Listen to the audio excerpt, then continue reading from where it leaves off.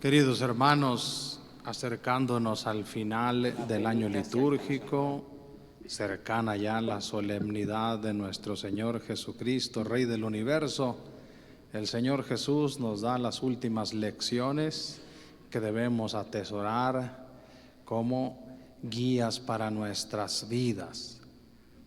En este caso, dos mujeres, dos viudas, ambas por su condición de viudez, pobres en aquel tiempo, tanto en el Israel del tiempo del profeta Elías, como en el Israel del tiempo de nuestro Señor Jesucristo, padecían los estragos de no tener quien velara por ellas. Era casi lo mismo ser viuda que ser pobre.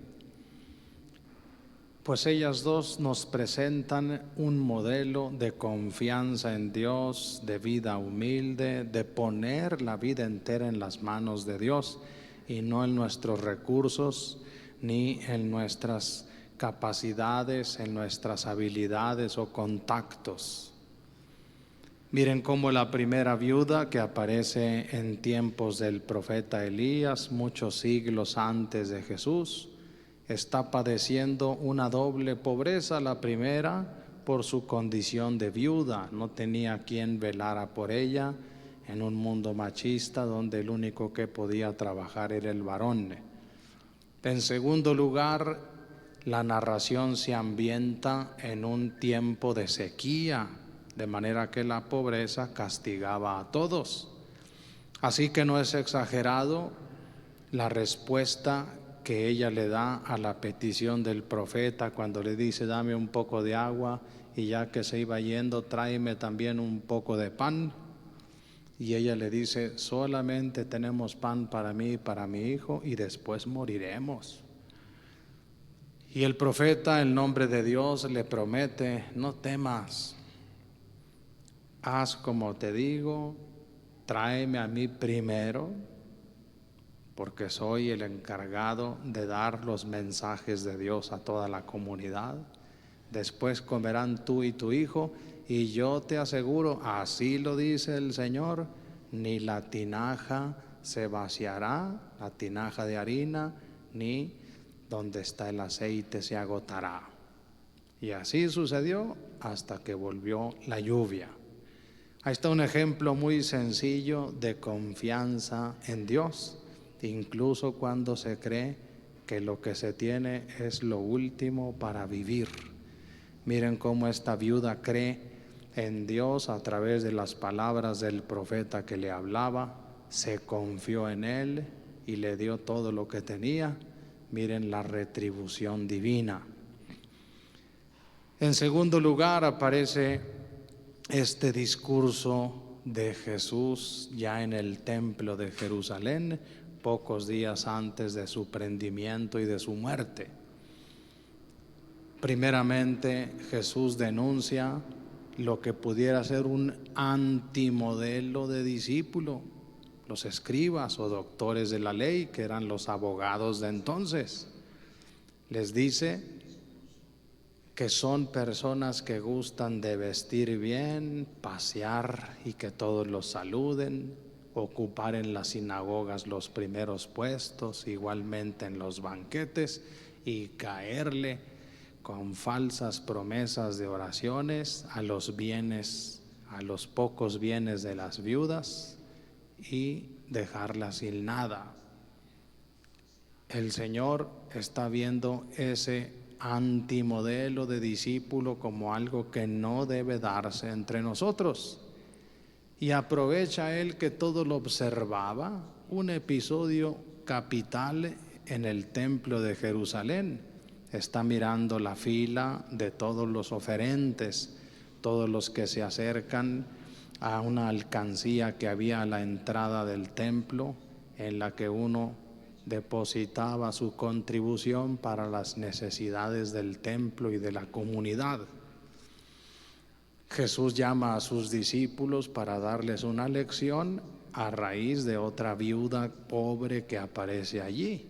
Echa 2 moneditas, las menores que había en aquel tiempo, unas moneditas de cobre, Y dicen, miren cómo ella en su fe, en su generosidad, en su humildad, porque parece que nadie la ve, pero ella está arreglándose con Dios, ha echado todo lo que tenía para vivir. En cambio, hay quienes dan mucho más y realmente echan lo que les sobra. Pero Dios sopesa los corazones, no las cantidades de ofrenda. Dios sopesa lo que de veras se da y lo que se da con esfuerzo, con generosidad. Miren cuántas lecciones nos dan estos 2 episodios, porque a los ojos de una mentalidad como la nuestra, inmediatamente creeríamos que hay quien está dispensado de no contribuir, de no dar, de no compartir a los demás. Vean hasta dónde lleva Jesús la petición que hace de confianza en Dios en nosotros. Nos pide que confiemos toda nuestra vida en Dios y no incluso en las últimas moneditas que podamos tener. Aquí se trata de llevar más allá la caridad y de decirnos incluso tendrías que dar de lo que tú crees que es necesario para vivir, así como lo hizo la viuda de Sarepta, así como lo hizo esta viuda en el templo de Jerusalén, que Dios se va a ocupar de tu vida y de tu necesidad.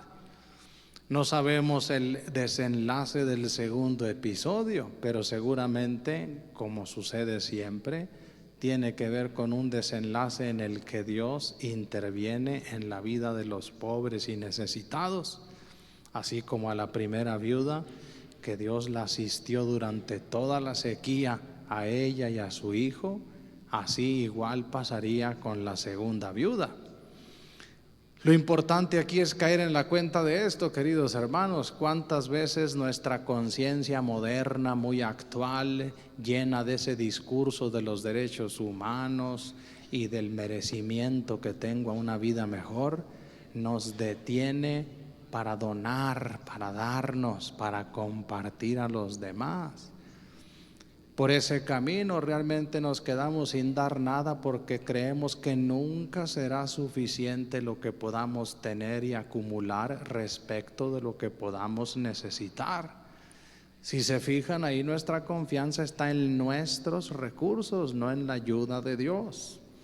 A final de cuentas se vuelve a presentar ante nosotros el mismo tema que aparece en toda la Biblia. ¿A quién le das tu corazón? ¿A Dios o a los dioses de la tierra?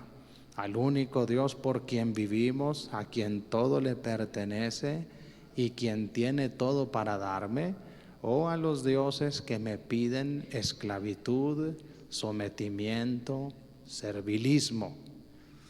Se trata de saber que estamos llamados por Dios a una vida libre, y muchas veces esa vida libre comienza con vaciar el corazón de todo aquello que estorba para Dios.